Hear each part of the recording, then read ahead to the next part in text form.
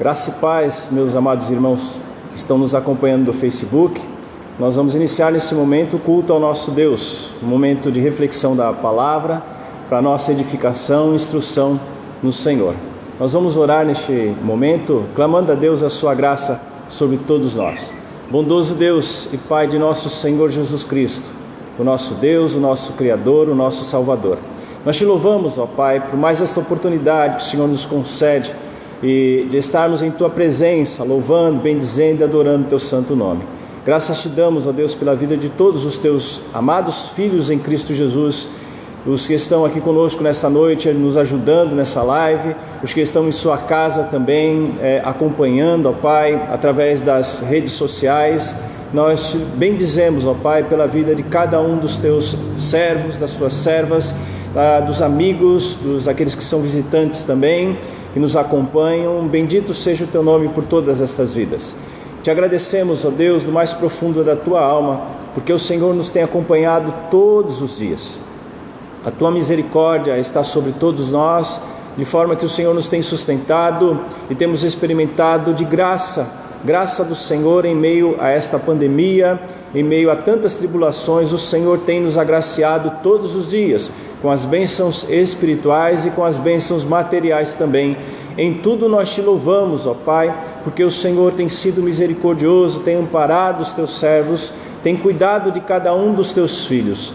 Nós te agradecemos, ó Deus, porque o Senhor é um Deus amoroso, um Deus presente, um Deus onipotente, um Deus todo-poderoso, Criador dos céus e da terra. E também, ó Deus, nesse momento nós clamamos o perdão dos nossos pecados. Lava-nos, ó Pai, das nossas imperfeições, em nossas fraquezas e dos nossos pecados também. E conceda-nos, Senhor, de sermos cheios do Espírito Santo, a fim de que o Teu nome seja bendito, seja louvado, seja magnificado acima de todo nome. Assim oramos em nome de Cristo Jesus. Amém. Nós vamos partilhar nessa noite um texto que se encontra em Atos, capítulo 16. Atos, capítulo 16.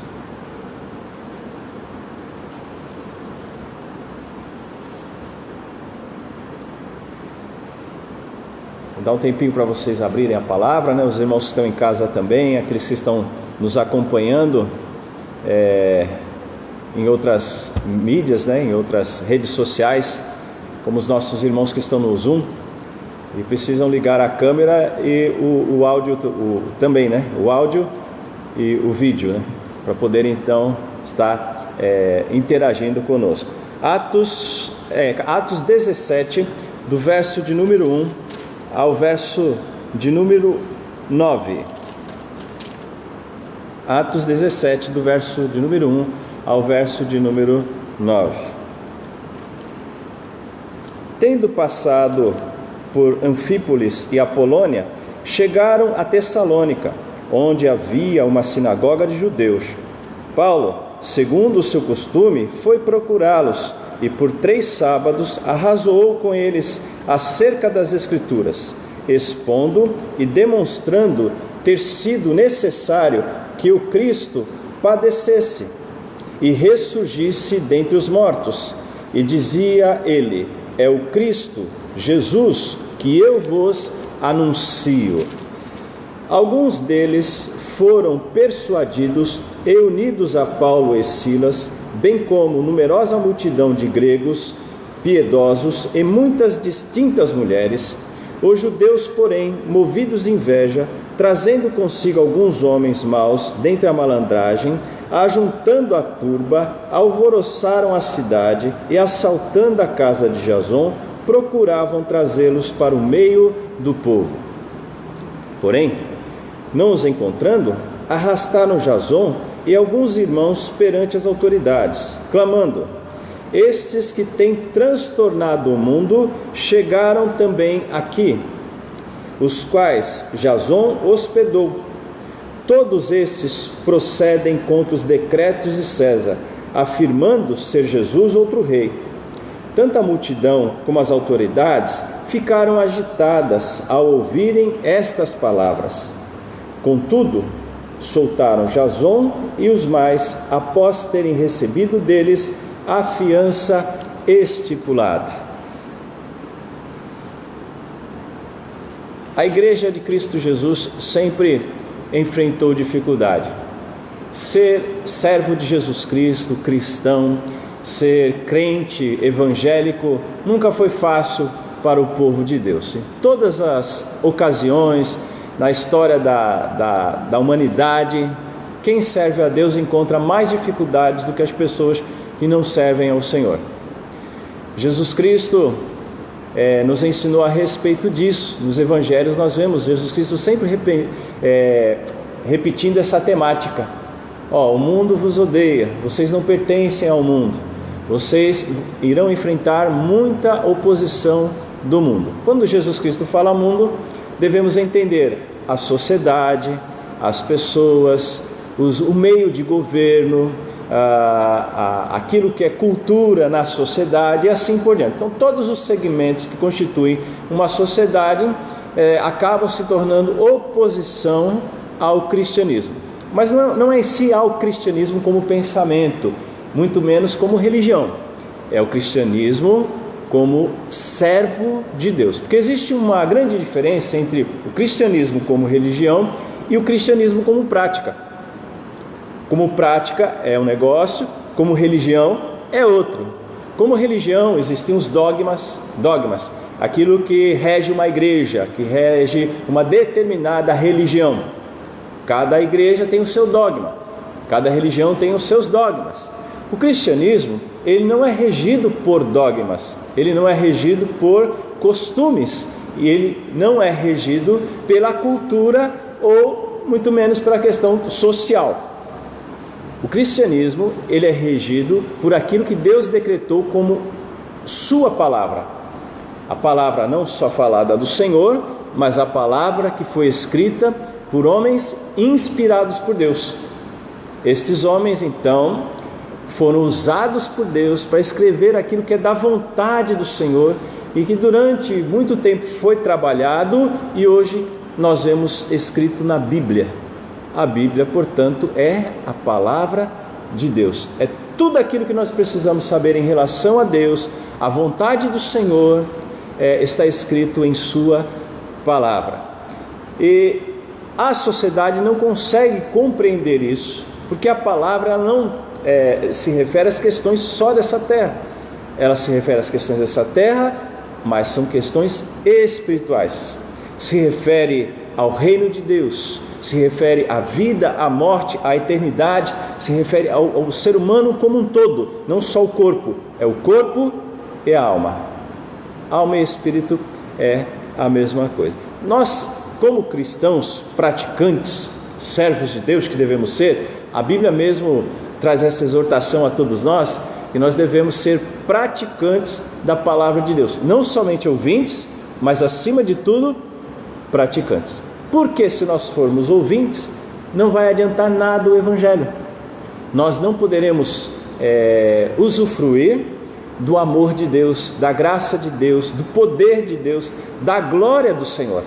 Somente aquele que vive o Evangelho verdadeiramente, intensamente, este sim é bem-aventurado. Como está escrito no Salmo, né? Bem-aventurado aquele que medita na lei do Senhor de dia e de noite. Bem-aventurada essa pessoa. Meditar na lei do Senhor dia e noite não quer dizer ficar pensando, mas as nossas atitudes são orquestradas, ministradas, dirigidas pela palavra de Deus. Seja qual for o lugar, a ocasião, a hora, nós somos conduzidos pelo Senhor. Por isso o Espírito Santo habita em nós. Deus nos concedeu a bênção de sermos selados pelo Espírito do Senhor para podermos ser conduzidos verdadeiramente por Ele. Alguém diz assim, mas os nossos irmãos do passado, no Velho Testamento, eles não foram tomados pelo Espírito Santo? Foram. O Espírito Santo atuou na vida deles intensamente, assim como atua em nossa vida também hoje. Existe a diferença, né? Velho Testamento, o Espírito Santo habitava entre eles. A partir da vinda do Espírito Santo em Atos dos Apóstolos, o Espírito Santo passa a habitar no povo de Deus. Tendo dito isso, nós precisamos então observar que por sermos assim atacados todos os dias, nós precisamos influenciar a sociedade. Não devemos, portanto, deixar que o mundo venha nos influenciar. O exemplo foi dado por Cristo, que o crente é semelhante ao sal. A função do sal é dar sabor, é influenciar a comida, né? Pega a comida lá, está insossa, você colocou o sal bem temperadinho, olha, fica uma beleza. O cristão foi colocado nessa terra para levar sabor à vida das pessoas, para que as pessoas pudessem verdadeiramente conhecer a Deus, o seu amor, a sua graça, a sua palavra, a salvação, ter a vida eterna, ter paz verdadeira, sentir o amor verdadeiro de Deus e poder viver de uma forma saborosa.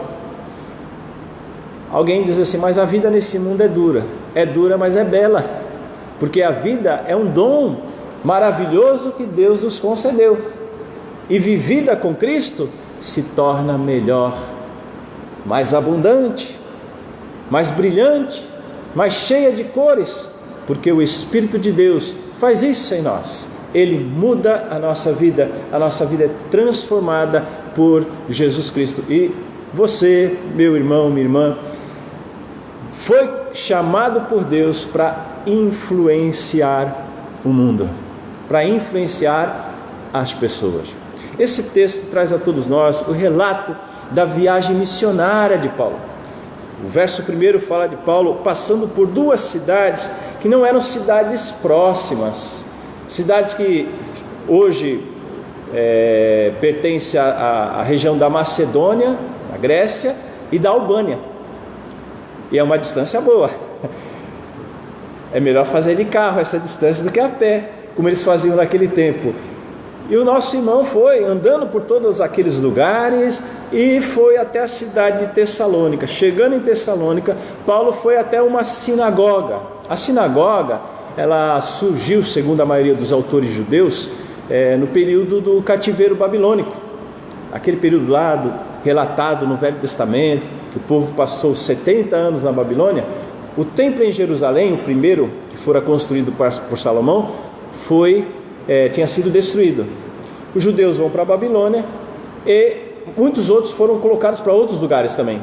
E esses judeus que foram colocados para outros lugares, eles acabaram construindo uma espécie de igreja, né, que eles chamam de sinagoga. Durante o tempo foi passando, e quando nós chegamos no Novo Testamento, já existiam essas sinagogas. Não somente em outros países, mas também em cidades de Israel. Mas o templo principal ficava em Jerusalém. Os sacrifícios não poderiam ser feitos na sinagoga. Os sacrifícios precisavam ser feitos só no templo. Essa é a razão pela qual os judeus hoje não efetuam mais qualquer tipo de sacrifício, porque eles não têm o templo. A única coisa que eles possuem do templo, os irmãos em Cristo Jesus, né, que já tem um pouquinho mais de conhecimento, sabe que é o Muro das Lamentações, né, onde eles vão lá e ficam orando, porque ali era o templo. Mas o lugar do sacrifício não existe mais, por isso eles não sacrificam mais. A sinagoga era um lugar de estudo, onde eles estudavam o Velho Testamento, nesse mesmo formato que nós temos hoje, e ali eles louvavam a Deus com os salmos e colocavam outros princípios de outras literaturas que já existiam naquele tempo relacionado aos judeus. E a sinagoga só funcionava no sábado, né? Por isso Paulo ia todos os sábados na sinagoga, não para cultuar a Deus. Lê do engano quem pensa que Paulo, os apóstolos, os cristãos primitivos iam na sinagoga para cultuar a Deus. Não, eles iam para pregar o evangelho aos judeus. Eles precisavam ouvir do amor de Deus, mas eles não conheciam o Deus verdadeiro, eles conheciam só de ouvir. Eles precisavam experimentar, conhecer verdadeiramente a Deus através de uma experiência profunda e verdadeira, a qual Jesus Cristo chama de verdadeiro nascimento, de nascer de novo. Quem não nascer de novo não pode entrar no reino dos céus. Não basta conhecer só de ouvir, é necessário experimentar. Que graça tem se alguém lhe perguntar assim: você conhece tal cidade? Aí você diz assim: sim, eu já ouvi falar, lá tem uma paisagem bonita, tem um tal monumento, tem um restaurante que, olha, tem uma comida muito boa. Aí o sujeito pergunta assim: poxa, você conhece bastante dessa cidade, né? Você já foi lá? Aí o sujeito responde: não. Conhece de ouvir? Não experimentou a comida, não bebeu da água, não conheceu as pessoas, não viu as maravilhas de perto, não sabe quais são os problemas daquela cidade, conhece só de ouvir. Existem milhões e milhões de pessoas assim mundo afora. Em nossa família existem pessoas assim, em nossa cidade existem pessoas assim, na firma onde trabalhamos existem pessoas assim, que conhecem muito de Deus, mas de forma teórica, conhecem de ouvir falar. Paulo ia todo sábado na sinagoga para ensinar aqueles que queriam aprender e pregar o evangelho para os outros. Quando ele chega em Tessalônica, ele começa a expor as escrituras por 3 sábados. Imagine só, vai no primeiro sábado, segundo sábado, terceiro sábado, pregando para os judeus ali, falando do amor de Jesus Cristo, como o texto mesmo diz, né? O verso de número 3, expondo e demonstrando ter sido necessário que o Cristo padecesse e ressurgisse dentre os mortos, e este dizia a ele: é o Cristo Jesus que eu vos anuncio. Por que ele diz Cristo Jesus? Porque a ênfase é na questão messiânica. O judeu, prezando pela a sua linhagem, genealogia, esperava a vinda do Messias. Que é Messias? O enviado de Deus. Aí Paulo aqui então explica: é necessário que o enviado de Deus, Jesus, padecesse, para deixar claro para eles que aquele que morreu na cruz era o Messias, ou como na palavra grega, Cristo, o enviado de Deus. A pregação de Paulo, como deve ser até hoje, toda a pregação ela deve ser cristocêntrica, em cima de Cristo. A pregação ela não deve ser baseada na história, só pode ter fatos históricos, mas o conteúdo principal de uma mensagem é Cristo. Não é um costume, não é um dogma, não é uma ideologia, muito menos um sentimento, né? Mas a mensagem é Jesus Cristo, o grande influenciador.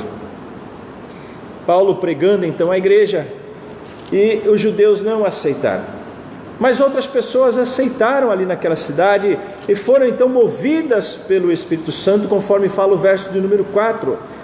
Eles foram persuadidos. Olha a palavra aqui, persuadidos. Nós falamos convertidos, né? Mas várias vezes no Novo Testamento trabalha com essa questão da persuasão. Como assim a persuasão? O capítulo de número 16, o verso de número 14, explica o que é isso, essa persuasão. Não é a eloquência do pregador, não é a sabedoria do pregador, muito menos a metodologia empregada pelo pregador para alcançar o coração das pessoas, né? Como às vezes alguns pregadores gostam de colocar, né, aquela música de fundo para criar então um ambiente emocional, para a pessoa então tomar uma decisão por Cristo de uma forma emocional. E às vezes vai fazer um apelo, né? Quem quer aceitar Cristo vem aqui à frente, tal. Não precisa vir agora, tá? Quem quer aceitar Cristo vem aqui na frente, levante, tal. Aí fica aquela música de fundo para influenciar a pessoa. Não, persuasão aqui no texto tem a ver com essa questão do verso 14 do capítulo 16. Certa mulher, chamada Lídia, da cidade de Tiatira, vendedora de púrpura, temente a Deus, nos escutava. O Senhor lhe abriu o coração para atender às coisas que Paulo dizia. É Deus abrindo o nosso coração. É o Espírito Santo persuadindo, convencendo a gente. Antes de sermos convertidos, nós somos convencidos pelo Espírito Santo. Ele nos convence que somos pecadores ele nos convence que precisamos nos arrepender dos nossos pecados. O Espírito Santo nos convence que nós precisamos urgentemente de Deus, mais do que o ar que respiramos. Tudo isso nós somos convencidos, persuadidos pelo Espírito Santo. Paulo deixa claro em suas cartas que este valor não provinha dele. É Deus quem faz a obra. É o Espírito Santo quem converte. É o Espírito Santo quem abre o coração da pessoa. E foi o que aconteceu com os nossos irmãos em Tessalônica. Alguns judeus e outros gregos, e fala a respeito também de muitas distintas mulheres, uma parte da sociedade, lá dos gregos, foram tocados pelo Senhor Jesus Cristo. Enquanto alguns são tocados pelo Senhor, outros são tocados pelo diabo. O verso de número 5 do capítulo 17: os judeus, porém, movidos de inveja. Inveja, irmãos, é um negócio doido, porque ela aparece no coração mais puro, e às vezes aparece de forma sutil, quando a pessoa ela começa a contemplar aquilo que não lhe pertence, e aí surge aquele sentimento de rivalidade. Foi o que aconteceu com os judeus. Eles não eram religiosos? Eram, mas acabaram tendo inveja. Muitos cristãos também acabam desenvolvendo a inveja. Paulo cita isso na carta aos Filipenses, que muitos pregam a Cristo por inveja, tentando suscitar tribulação a Paulo, porque Paulo pregava a palavra. Nós precisamos tomar cuidado com o nosso coração, porque o nosso coração ele é terrível e arma várias e várias ciladas a todos nós.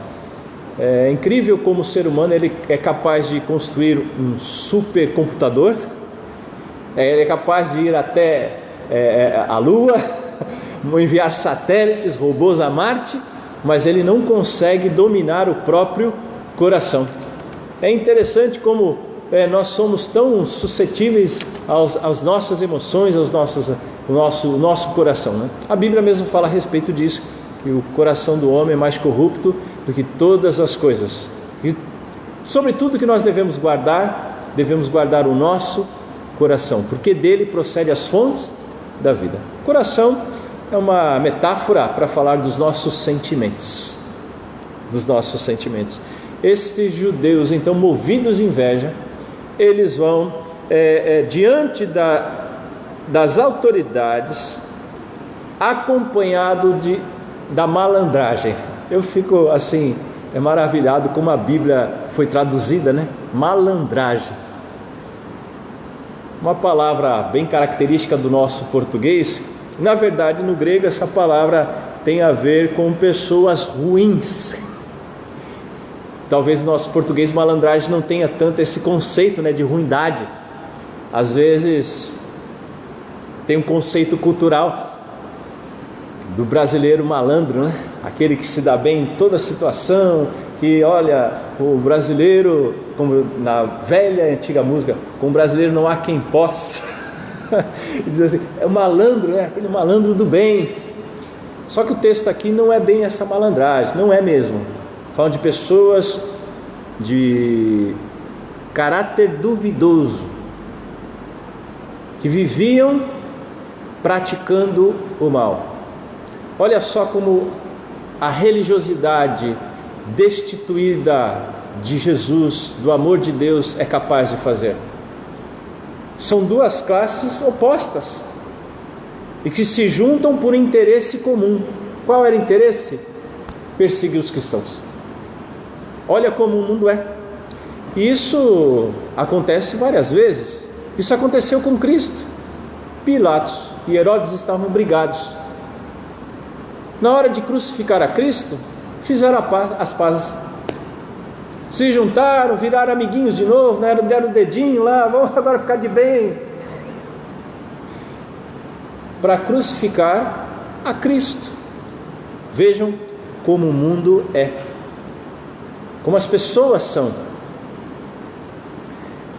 Se juntaram e ali foram até a casa do nosso irmão Jasão, porque Jasão aceitou, foi persuadido pelo Espírito Santo e deu guarida aos nossos irmãos em sua viagem missionária.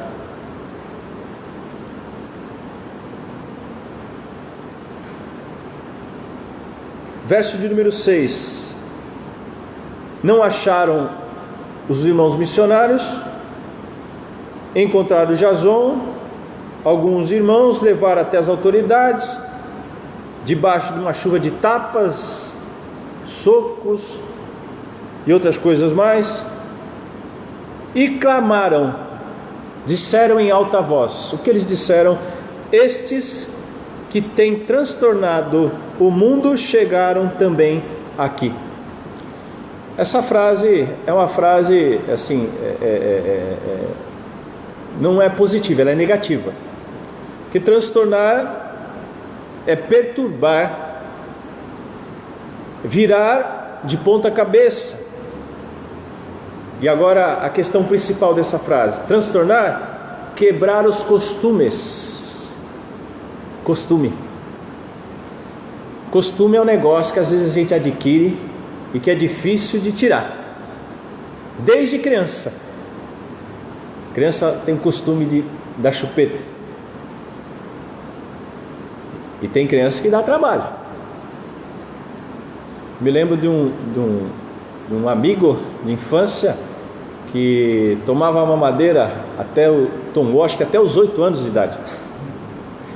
E às vezes nós estávamos na rua jogando bola e daqui a pouco esse menino sumia. Ninguém sabia para onde que ele foi. Até que um dia descobriram que ele sumia porque ia tomar mamadeira. Costume. E a vida toda nós vamos assim, às vezes acumulando alguns costumes, se apaixonando por outros costumes. Quando é necessário deixar, quem disse que nós conseguimos? No caso deles aqui era a religião, era o judaísmo e as religiões pertinentes ao panteão grego. Era o costume deles. Então essa frase, eles estavam ali denegrindo, dizendo que eles eram desordeiros. Qual era o crime desses irmãos? Não era um crime social, não era um crime cultural, não era um crime político, não era um crime moral ou ético. O crime era falar de Jesus Cristo. Falar de Jesus Cristo. Por isso eles se tornavam antipáticos diante da sociedade por pregar a Jesus Cristo. Falar de Jesus Cristo para as pessoas era o crime pelo qual os nossos irmãos foram mortos. Até hoje é assim. Em vários países os cristãos continuam sendo mortos, especialmente nos países socialistas, ainda mais aqueles que têm o costume do comunismo, né? Que o comunismo rege, como por exemplo a China, onde eles liberam em parte ali os cristãos, mas os cristãos são sempre perseguidos, e outros países mundo afora, onde muitos irmãos nossos estão presos, perto de serem executados pelo crime, perturbar a ordem pregando o Evangelho. Mas Deus, na sua bondade, naquele dia colocou a sua mão e não permitiu que os nossos irmãos fossem presos, fustigados e mortos. Deus, na sua graça, libertou tanto Jason quanto a sua família, os nossos irmãos daquela cidade, e Paulo pôde prosseguir a sua viagem missionária. Vejam como ninguém pode deter ou interferir o decreto de Deus. Como está escrito lá no Velho Testamento, se você conseguir impedir as forças da natureza, você talvez possa conseguir impedir os decretos de Deus. Tenta impedir os decretos eternos em relação às forças da natureza. Não tem como. Assim também é o Senhor. Ninguém pode impedir o agir do Senhor. Como também está escrito em outro lugar: agindo Deus, quem impedirá? É maravilhoso saber disso. E o Senhor, Ele executa o seu querer e não há quem possa deter. Esse texto ele aponta para a seguinte questão: nós fomos colocados nessa terra para influenciar. Você foi chamado por Cristo Jesus para influenciar. Podemos tirar várias lições desse texto, eu vou destacar algumas para a nossa edificação. Primeiro, vamos ver o lado positivo dessa frase pejorativa. Qual foi a frase pejorativa? Esses que têm transtornado o mundo. Como diz aí o verso de número 6. Esses que têm transtornado o mundo chegaram também aqui. Precisamos ver essa frase do lado positivo. O cristão foi chamado por Deus para transtornar o mundo, nesse sentido de virar de ponta cabeça, de influenciar. Não importa qual seja o seu ministério, não importa aonde você esteja, o importante é ser servo de Jesus Cristo. Na Bíblia nós temos várias situações falando de irmãos e irmãs, e Deus usou nos lugares mais diversos. Deus usou reis, rainhas, Deus usou sacerdotes, Deus usou levitas, Deus usou cantores, Deus usou as mulheres, as esposas, os maridos, os filhos, Deus usou os escravos. E aí chegou no ponto que eu queria, daquela menina que foi tirada da sua família, levada para uma terra estranha, a qual viu seu senhor enfermo com lepra, e ao invés de amaldiçoar o seu senhor, foi usada por Deus para abençoar a vida do seu senhor. Ah, se o Senhor estivesse lá na minha terra, diante do homem de Deus, o Senhor seria curado. Olha só que manifestação de fé. Foi uma manifestação tão bela, foi uma manifestação tão maravilhosa, que Naamã, com toda a sua polpa, né, que ele era um sujeito meio orgulhoso, né, bairrista, ele achava que tudo na cidade dele era melhor, tudo no país dele era melhor. Ele foi influenciado por aquela escrava e foi até Israel, e lá em Israel ele conheceu o Deus verdadeiro.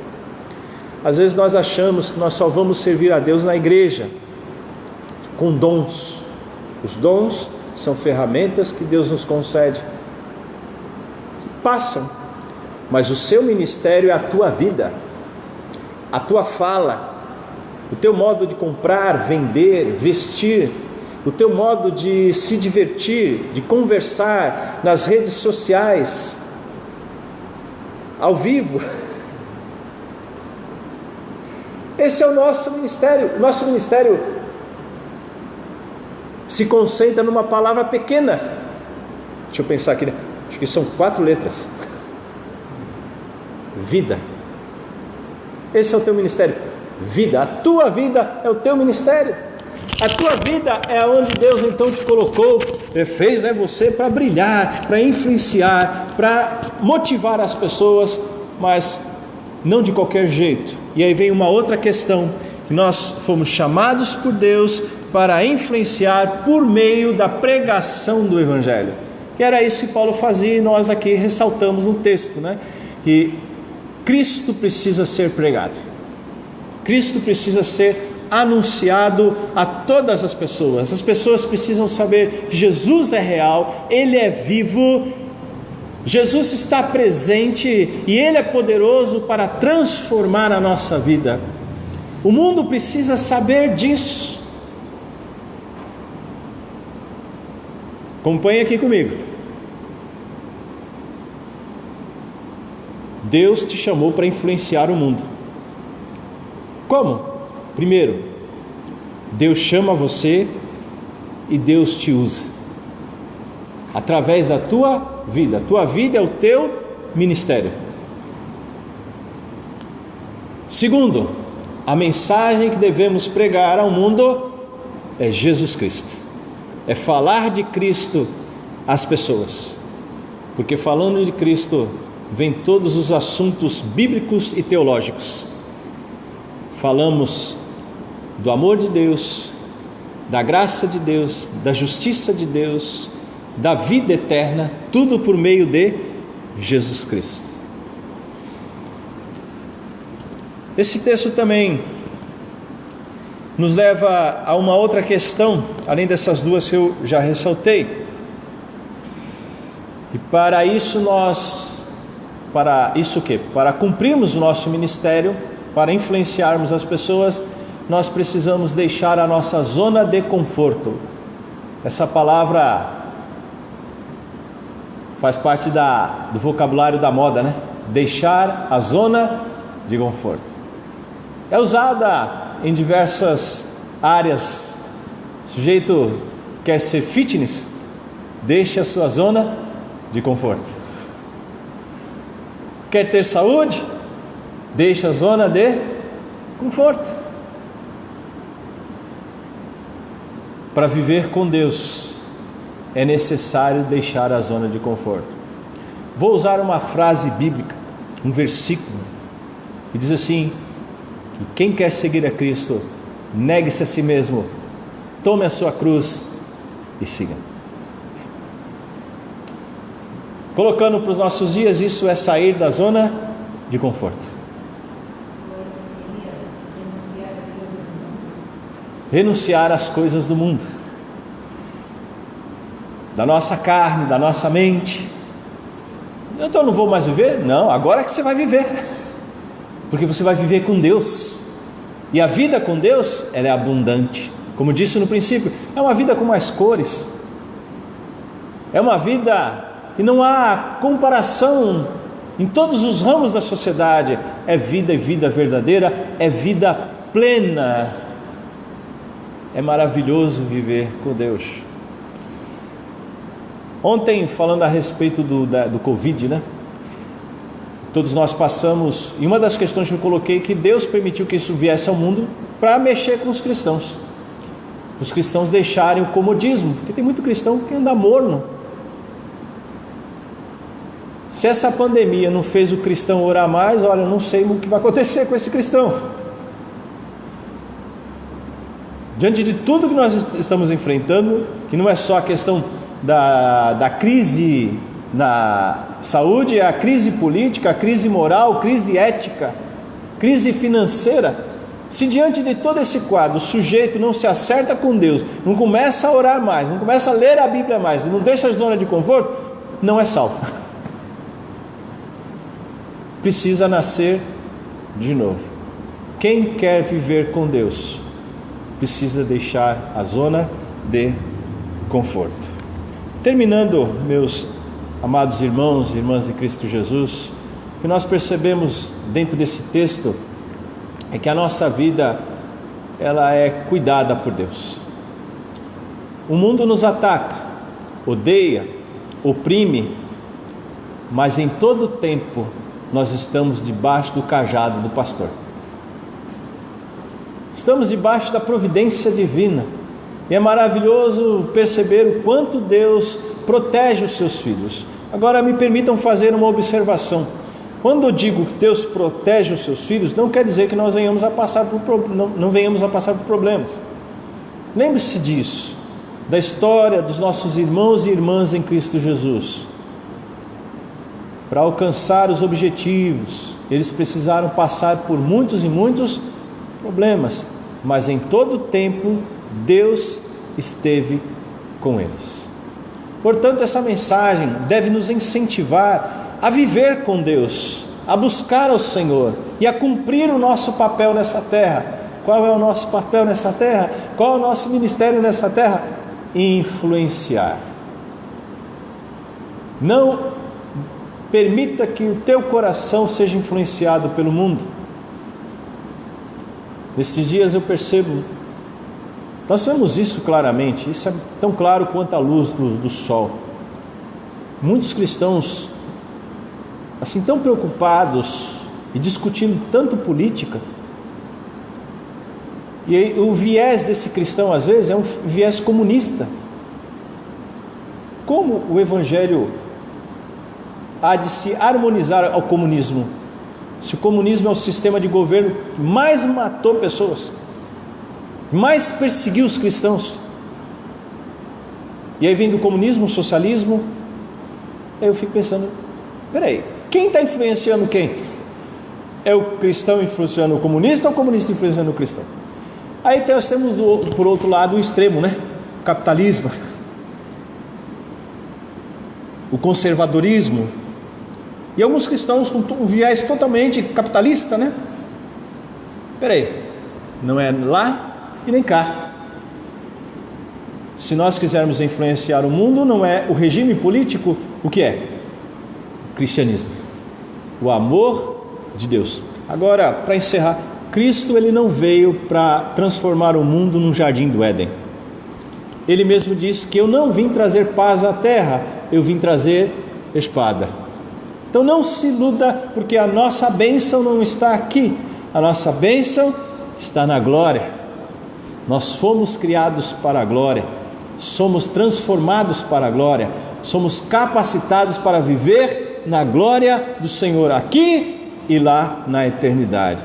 Que Deus nos abençoe, que Deus nos guarde, os irmãos que estão nos acompanhando pela rede social também, que Deus abençoe ricamente a sua família, todo o seu lar, e que possamos nos encontrar outras vezes. Até outro dia, em nome de Cristo Jesus.